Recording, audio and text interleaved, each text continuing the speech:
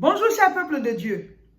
Je vais vous raconter l'histoire d'un monsieur qui dit que malheureusement, il a renoncé à un certain moment à sa destinée à cause du sexe, à cause de l'attirance sexuelle, à cause de la sensualité. Voilà, il a renoncé à sa destinée et aujourd'hui, il paye le prix.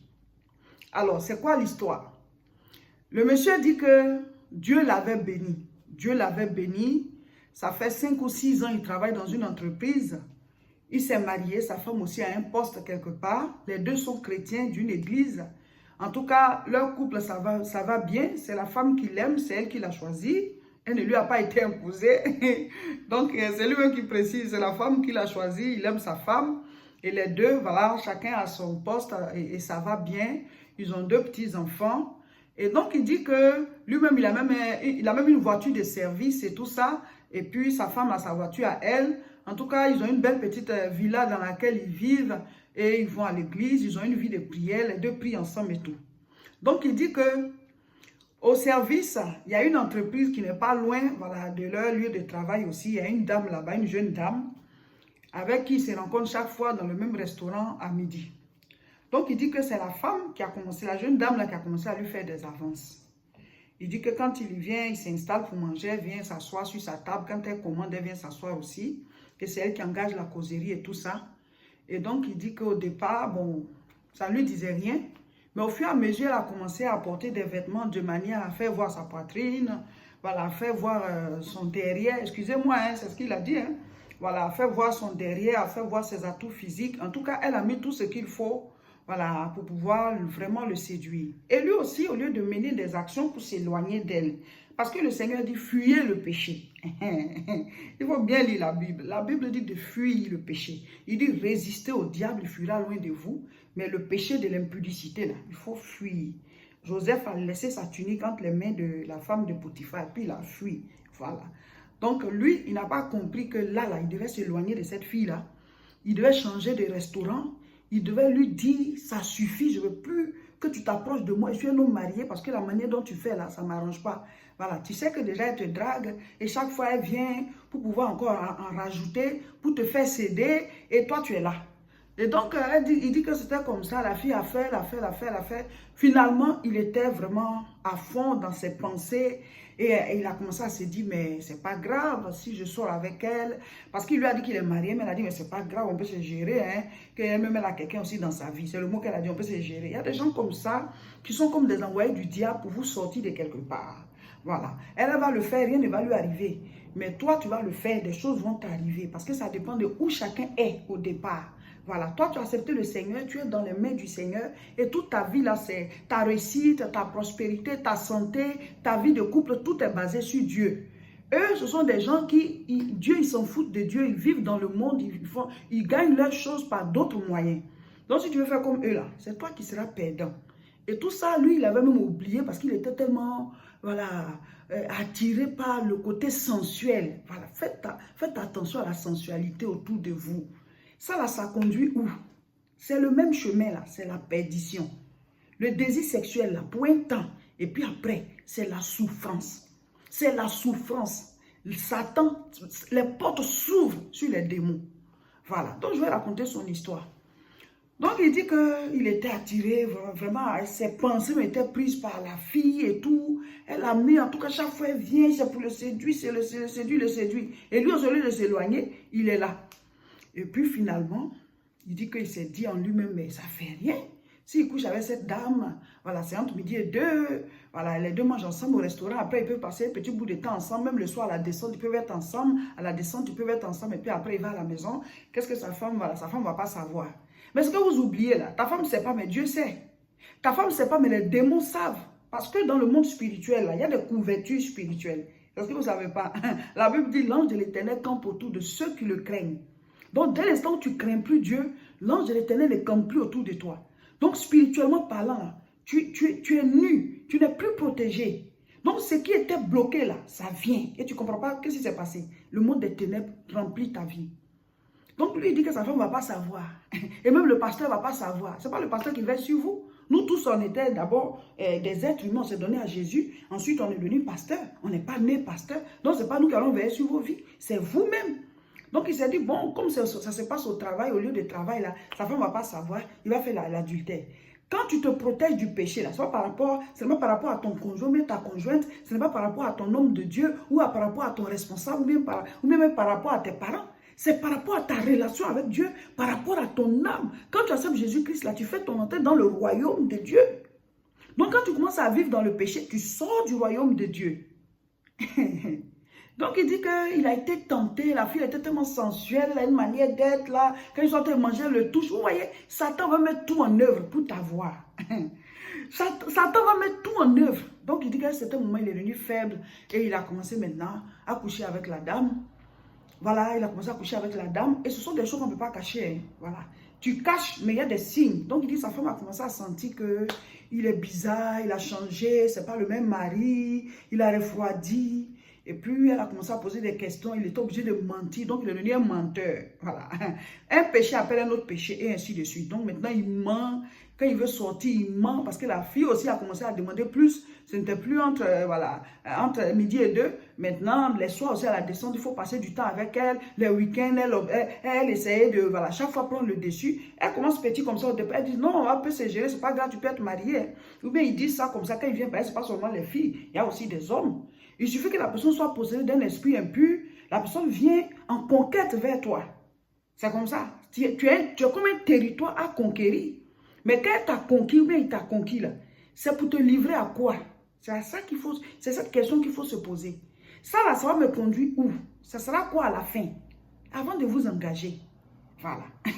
Donc, c'est pas vers la gloire, tu t'en vas comme ça. Hein. Au début, ça paraît chic. C'est comme si c'est parce que tu es beau. Ou bien c'est parce que c'est comme si c'est parce que tu es belle, que les gens te tournent autour. Mais quand tu as fini de te donner à eux là, comment tu seras? Qu'est-ce qui va rentrer dans ton corps? Qu'est-ce qui va faire son arrivée en toi? C'est à ça qu'il faut penser avant de penser que c'est parce que vous êtes beau, les gens viennent vers vous. C'est juste la grâce de Dieu, la couverture divine là, qui veut briser. Pour que maintenant, le malheur entre dans vos vies. Il faut comprendre les choses spirituelles. Il faut comprendre. Quand on parle comme ça, regarde, mon frère, il faut aller faire toi ta propre expérience, tu vas voir. 1 plus 1 égale 2 pour tout le monde. Ça, là, quelqu'un a fait, il a fini comme ça. Si tu fais, tu vas finir comme ça aussi. Nous tous, on est là, on travaille. Chacun de nous est sur la terre. Mais chacun doit savoir comment il a fait pour arriver là. Comment tu as fait pour arriver là? Si tu ne sais pas comment tu as fait, tu seras une victime. Lui, il ne savait pas que c'est la grâce de Dieu qu'il a fait comme ça. Il a un bon poste, il a une voiture, il est marié, il a des enfants, il est en bonne santé. Il ne sait pas que c'est la main divine. Quand la main de Dieu va quitter là, c'est là que tu vas voir que c'est Dieu qui te tenait. Donc il a commencé à vivre dans l'adultère. Il a commencé à vraiment changer, mentir à tout moment à sa femme. Donc elle a commencé à constater que oh, son mari est tombé, quelque chose se passe. Donc elle a commencé à prier tous les jours pour lui.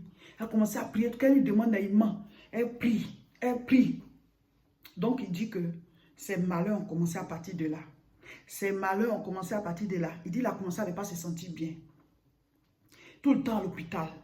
Sa santé déjà a été attaquée. On ne trouve rien, mais en tout cas, il n'est pas en forme. Il ne se sent pas bien. Aujourd'hui, il a mal ici. Demain, il a mal là. On dit faire telle analyse. Va faire l'analyse de sang. Il faut passer, faire telle radio. Il faut faire ceci, cela. Il a commencé à aller de service en service, de spécialité en spécialité. Voilà, aujourd'hui en radiologie, aujourd'hui en cardiologie, demain en ceci. Toutes sortes de logis, il a commencé à passer. Mes frères, mes soeurs, la vie est spirituelle. Donc, il dit qu'il est devenu malade. Ça a commencé comme ça. Au niveau de son service, il dit que son patron, lui il a fait 5 ou 6 ans dans l'entreprise là, son patron l'aimait tellement. Il dit pour rien comme ça, il ne sait pas. Il y a une haine qui a commencé, il y a un dégoût. Son patron le rejette. Quand il vient comme ça, il dit oui, il a une manière d'être là. Et son patron ne l'aimait plus. C'est vrai que tu fais le travail, mais quand tu as l'approbation de ton supérieur, quand tu as sa faveur, c'est bon que d'être tout le temps en désaccord avec la personne. Donc, il dit, il ne sait pas d'où sont partis les désaccords, mais la même période là, son patron et lui, ça commençait à ne pas aller, tout le temps en train de se discuter sur un projet, discuter sur ceci, oui, c'est comme ça, je t'avais dit cela, il ne comprenait pas. Donc, sa santé a pris un coup. Son travail a pris un coup, il a perdu certaines indemnités, certains avantages, il a perdu voilà, les missions et tout. Et puis à un certain moment maintenant, on dit qu'on doit lui arracher la voiture de service parce qu'ils ont besoin de ça sur le nouveau champ. Et puis il dit que la fille là lui demande régulièrement de l'argent. Et puis quand voilà, quand il ne peut pas, c'est des querelles et tout. Donc il voulait maintenant se séparer d'elle. Et il voulait vraiment retrouver sa position d'avant, la belle vie qu'il avait. Il ne sait plus, il était perdu spirituellement. Et sa femme, il dit que sa femme continuait d'intercéder pour lui. Elle voyait qu'il y a quelque chose qui n'allait pas. Mais comme c'est une femme de l'esprit, elle a beaucoup plus mis l'accent sur la prière. Parce que quand il y a ce genre de situation, voilà, il y a deux options. Soit tu manifestes la jalousie, parce que c'est ton mari, hein, tu manifestes la jalousie, tu es à fond, tu te plains et tout. Ou alors tu décides, voilà, de prendre ton mal en patience, de poser ton cœur devant Dieu et intercéder pour la personne, parce que c'est un combat contre le règne des œuvres sataniques, le règne des œuvres sexuelles. Ça agit beaucoup sur les vies des gens. Donc il dit sa femme intercédait malgré que ça lui faisait mal que son mari la trompait. Donc il a commencé vraiment à se rendre compte. Il dit, il est entré en lui-même, il a commencé à se dire, non mais qu'est-ce qui m'arrive à cette allure, je vais finir par mourir parce que je ne fais que dégringoler depuis que j'ai rencontré cette fille, depuis que j'ai commencé cette vie d'adultère et de péché, voici tout ce qui m'arrive. Donc il dit, il a commencé à prier pour dire, Dieu, aie pitié de moi, sors-moi de là, aie pitié de moi, délivre-moi. Parce que c'est devenu comme quelque chose qui l'attire, il doit tout le temps aller vers la fille. Il était vraiment capté, voilà, par cette fille-là. Vous voyez, les gens souvent, ils ne sont pas simples, ils ont quelque chose. Donc quand tu vas avoir les rapports sexuels avec ces personnes-là, tu es attiré, c'est comme une prison. Tu es tout le temps en train de retourner là-bas. Donc il dit qu'il a prié et puis Dieu lui a dit, pour une vraie repentance, une vraie délivrance, confesse tout à ta femme et puis ensemble vous allez prier. Il dit que ce n'était pas facile parce que il a toujours été un bon chrétien. Sa femme et lui, quand ils se sont rencontrés, les deux aiment le Seigneur et tout ça. Pourquoi aujourd'hui c'est lui qui s'est retrouvé dans cette situation? C'est lui qui a ramené le péché à la maison et tout ça. Donc il est allé voir sa femme, il s'est confessé, il a demandé pardon. Il dit qu'au début elle a pris un coup. Elle le sentait, hein, mais elle ne savait pas que c'était vrai. Donc quand il est venu dire là, vraiment ça l'a sonné. Elle a pris un coup. Elle a passé quelques jours seule en train de vraiment se remettre les idées en place, en train de bouder d'abord. Et puis il dit qu'après c'est ressaisi, elle est venue lui dire, je te pardonne. Vraiment, ça me fait mal que tu m'aies trompé et autant de fois. Mais bon, je suis chrétienne, ça fait mal. Mais comme tu veux te confesser que tu veux changer, ensemble, on va faire face à ce combat. Donc c'est dans ce combat-là que sa femme et lui sont. Il a mis fin à sa relation avec cette fille. Il dit qu'il a même déposé voilà, une demande pour qu'on l'affecte dans un autre service, pour qu'il quitte dans les environs de cette fille où il est obligé de la rencontrer chaque fois à midi là.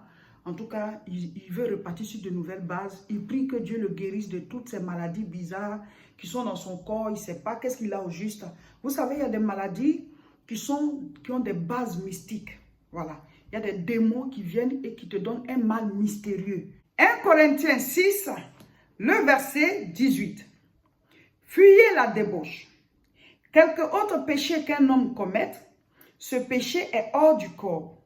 Mais celui qui se livre à la débauche pêche contre son propre corps. Alors la solution, il dit quoi? Il dit fuyez le péché.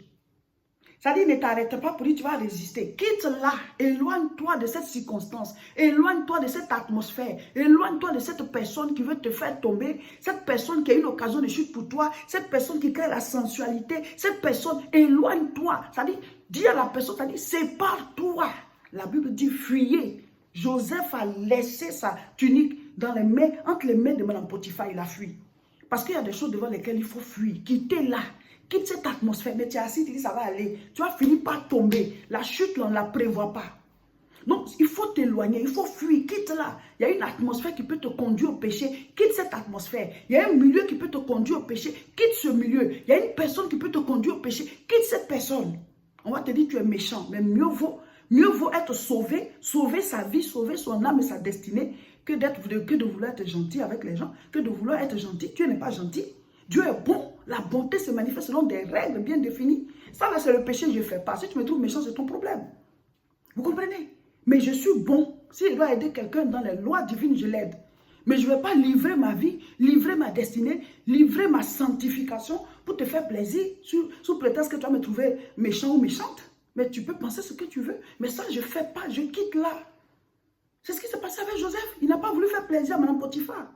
Voilà, chers frères et sœurs, c'était l'édification du jour. Je suis pasteur Seka Olga de l'église La Moisson de France. Abonnez-vous à nos différentes chaînes, recommandez-les autour de vous et partagez massivement cette vidéo.